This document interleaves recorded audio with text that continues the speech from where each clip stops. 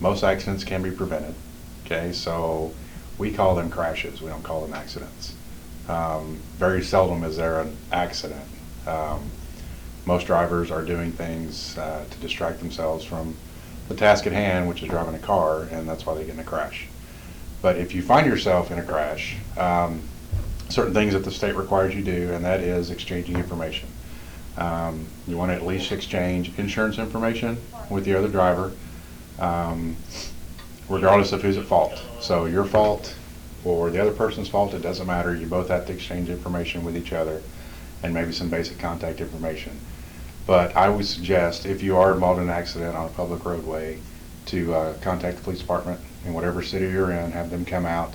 That way the information that you are collecting from the other person, when there's a police officer there, they can verify that that information is true and current. Because without an officer there, you're just kind of hoping that this, whatever information the other party is giving you is correct and is current. Same thing goes if you are in an accident on private property, let's say in a parking lot, and you strike a vehicle, there's no driver. The state says that you have to make an effort to contact the driver of that vehicle.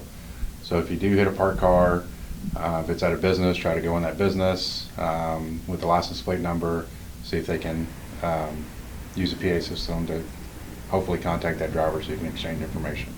At the very least, leave some basic contact information on the windshield. If you don't do these things, whether it's an accident on a public roadway or an accident in a parking lot, then you're breaking the law. So if you're in an accident and you leave the scene of the accident, you could be subject to losing your driving privileges and or your driver's license. So don't get nervous, don't freak out. If you're in an accident, just do the right thing, and it won't be your last accident, trust me. So better to get used to what to do during an accident than run away and get into more trouble. Yep. So who should call 911 if you're in an accident? Don't always assume that passerbys are going to call 911. If you are able to and you're not injured, then you should go ahead and call 911 and get an officer out to your location.